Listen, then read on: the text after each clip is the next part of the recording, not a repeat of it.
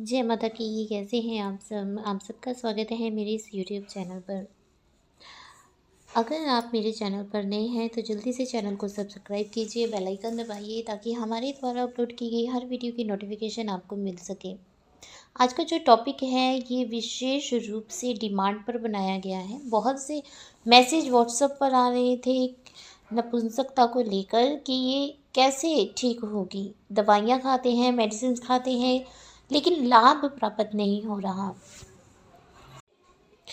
तो क्या वो उपाय है जिसे करने से नपुंसकता जो है वो जड़ से ख़त्म हो जाती है?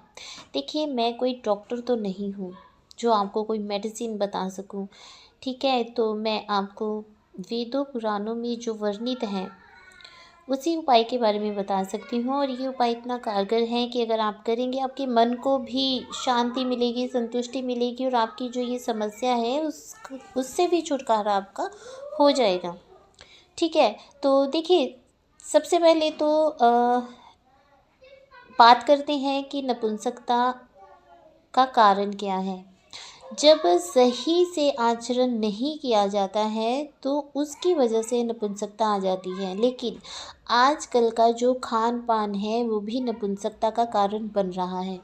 जितना ज़्यादा हो सके हेल्दी खाइए, फास्ट फूड मत खाइए, जंक फूड मत खाइए, बासी भोजन ना खाएं, जिससे कि आपके शरीर को अच्छे से पूरी तरह से पोषक तत्व जो हैं वो मिल सके।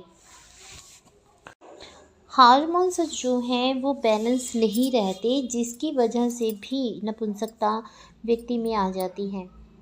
अगर हार्मोन्स बैलेंस रहे तो सही है, हार्मोन्स बैलेंस ना रहे तो कई तरह के रोग जो हैं वो लगने शुरू हो जाते हैं। नपुंसकता भी उनमें से एक रोग है। अगर आप स्मोकिंग करते हैं या आप ड्रिंक करते हैं या आप कोल्ड ड्रिंक बहुत ज़्यादा पीते हैं, उसकी वजह से भी नपुंसकता आ जाती है। अगर आपको डायबिटीज़ है या आपका बीपी बहुत ज़्यादा बढ़ जाता है तो उसकी वजह से भी ये समस्या जो है व्यक्ति के जीवन में आ जाती है। योगा करना शुरू कीजिए, मेडिटेशन करना शुरू कीजिए, ठीक है? तो इससे क्या होगा कि आपका जो दिमाग है वो तनाव से दूर होगा, चिंताओं से दूर होगा, क्योंकि चिंता और तनाव जो है वो नपुंसकता का सबसे बड़ा कारण है। किसी भी प्रकार की चिंता यदि आप अपने दिमाग में रखते हैं तो व्यक्ति में ये समस्या जो है उत्पन्न हो जाती है। तो आपने अच्छी डाइट लेनी है, सैर करनी है, ठीक है? मैं आपको एक महा उपाय ज़रूर बताऊंगी, लेकिन उससे पहले आपकी जो दिनचर्या है उसको भी सुधारने के लिए कुछ मैं टिप्स आपको बता रही हूँ, उसको भी ज़रूर फॉलो कीजिए। आपने अच्छी डाइट लेनी है, व्यायाम करना है, योगा करना है, आपने डीप ब्रीथिंग करनी है और सुबह के टाइम, ब्रह्म मुहूर्त के टाइम आपने, अगर आप कहीं नहीं जा सकते हैं तो छत पर जाइए। छत पर जो ताज़ी हवा है उसमें बैठकर आप डीप ब्रीथिंग कीजिए। उससे भी आपका जो दिमाग है, आपका मस्तिष्क जो है वो चिंताओं से मुक्त होता है। और जब भी पूरे दिन में भी अगर आपको ऐसा लगता है कि आपको कोई चिंता सता रही है, उस समय भी आपने अपने आप को रिलैक्स करना है, एकदम रिलैक्स, बिल्कुल पूरी तरह रिलैक्स। अपने दिमाग को चिंताओं से मुक्त करना है, अपने दिमाग को शून्य अवस्था में लेकर जाना है। गहरी सांस लेनी है, थोड़ा सा उसे होल्ड कीजिए, फिर धीरे धीरे धीरे धीरे जो सांस है उसको छोड़िए। फिर आपने डीप ब्रीथिंग करनी है, गहरी सांस लेनी है, सांस को होल्ड करना है और धीरे धीरे सांस को छोड़ना है। इस प्रकार से आप कंटिन्यू 10 बार करें। उसके बाद नॉर्मल सांस लेते हुए अपने सांसों की तरफ आपने ध्यान केंद्रित करना है। इस तरह से जब भी आपको चिंता लगे कि आपको चिंता सता रही है या किसी बात को लेकर आपके मन में थोड़ा गुस्सा आ गया है, आप डिप्रेशन में जा रहे हैं, आपने ये जो क्रिया है इसको ज़रूर करना है। इससे क्या होगा कि आपका जो दिमाग है वो चिंताओं से मुक्त होना शुरू हो जाएगा, ठीक है? ये आपने ज़रूर करना है। और रही बात अपनी जीवन शैली की, उसको थोड़ा सा सुधारिए, संतुलित आहार लीजिए, व्यायाम कीजिए, ठीक है। और जितना ज़्यादा हो सके तला हुआ भुना हुआ भोजन खाने से परहेज़ करें। आपने नॉन वेज नहीं खाना है, इसका आपने ख़ास तौर पर ध्यान रखना है, ठीक है। फ्रूट खाना है, आपने फ्रूट खाने शुरू कीजिए। लहसुन की कलियाँ जो होती हैं खाली पेट आपने वो खानी है, उससे भी बहुत लाभ होता है, ठीक है। तो आपने इन चीज़ों को फॉलो ज़रूर करना है। सेब का सिरका होता है, सेब के सिरके में लहसुन की कलियों को अच्छे से बॉईल कीजिए।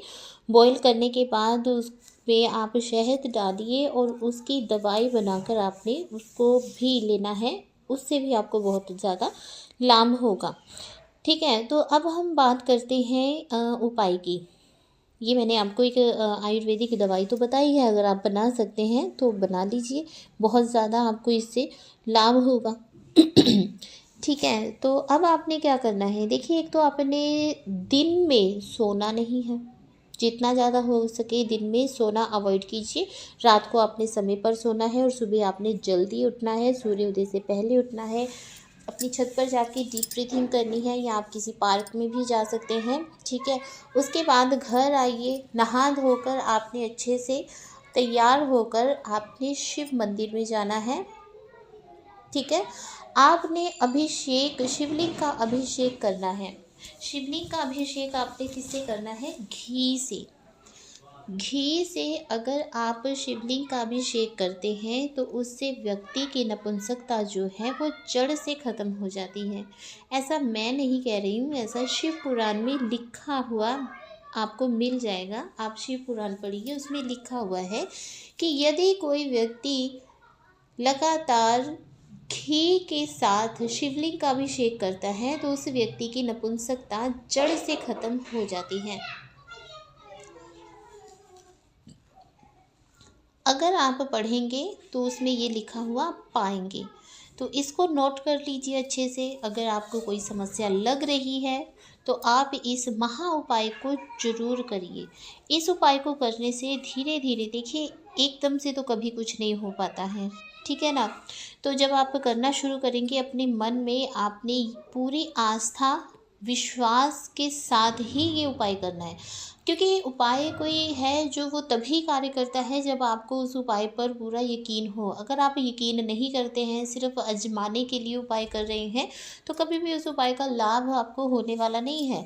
इसलिए भगवान शिव पर पूरी आस्था और विश्वास रखकर ही आपने ये उपाय करना है।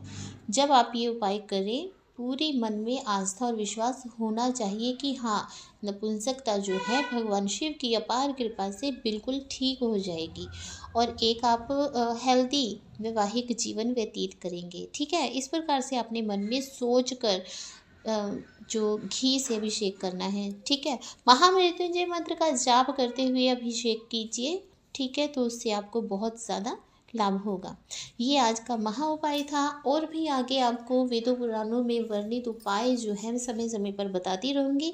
आप उन उपायों को करके अपने जीवन में बहुत ही लाभ प्राप्त कर सकते हैं। जय माता की, खुश रहिए, खुशहाल रहिए।